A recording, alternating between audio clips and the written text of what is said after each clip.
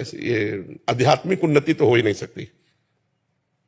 भगवान सूर्य उदय हो रहे हो, आप शयन कर रहे हो, तो आपकी आयु, श्री, बुद्धि, कीर्ति ये सब नष्ट हो जाएगी। तो हमें लगता है बिरला ही कोई बच्चा ऐसा होता होगा जो 4 बजे उठे, नहीं तो 8-9 बजे तक उठने का अभ्यास बन गया है। अगर इतने लोगों में पूछा जाए तो 2-4 लोग ब्रह्म मुहूर्त में उठते होंगे, क्योंकि वैष्णव है, नहीं तो सब सूर्योदय के बाद ही उठते होंगे। क्यों? हाँ, जो सत्संग सुन रहे हैं, दीक्षा लिए हैं, उनका तो शायद जीवन पहले से सुधार में होगा। नहीं, वैसे अब प्राय ये चल पड़ा है 9-10 बजे तक सोने का। तो बच्चे नहीं उठते, मतलब जो जैसे उनको 8-10 दिन उठाओ भी, 12 दिन फिर वो 1-2 दिन तो रूटीन रहेंगे, फिर वही।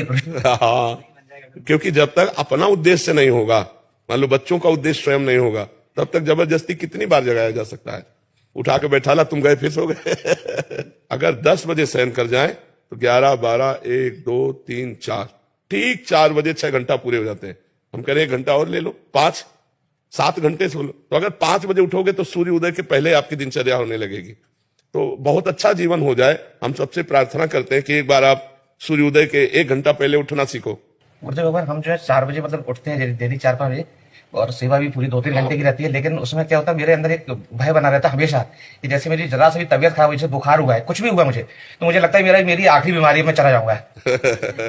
खूब नाम जप करो, अच्छा है, कम से कम डर तो बना रहेगा कि जाने का। हाँ, नाम जप करते रहो। मैं भी जैसे पढ़ाई कर रहा हूँ, तो मैं कई बार देखता हूँ कि दिन में थोड़ा डिस्टर्बेंस रहता है घर में, तो मैं पढ़ नहीं पाता हूँ। तो मैं सिविल सर्विस की तैयारी कर रहा हूँ, तो मुझे 6-8 घंटे चाहिए होता है।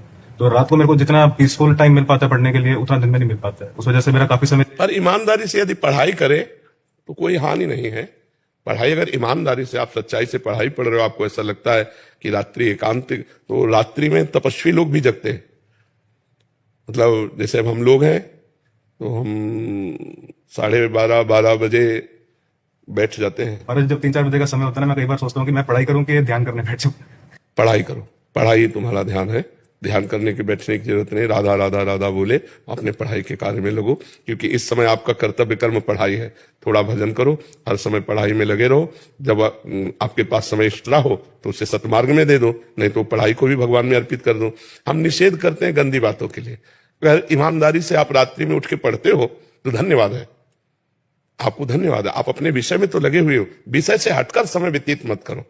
अब जैसे कई ऐसे सर्विसमैन हैं जिनकी रात्रि ड्यूटी ही होती है, और वो 4 बजे छुट्टी हुई, वहां से आए, और वो 4 बजे के बाद अगर सोएंगे तो 10-11 बजे तक सोएंगे। और उनके पास समस्या है, अब 4 बजे से आकर 6 बजे तक बैठे तो नहीं रहेंगे कि सूर्य उदय हो तब फिर हम अर्घ आदि दे के शयन करें। वो तो थके मांदे आए और सो गए 10-11 बजे तक।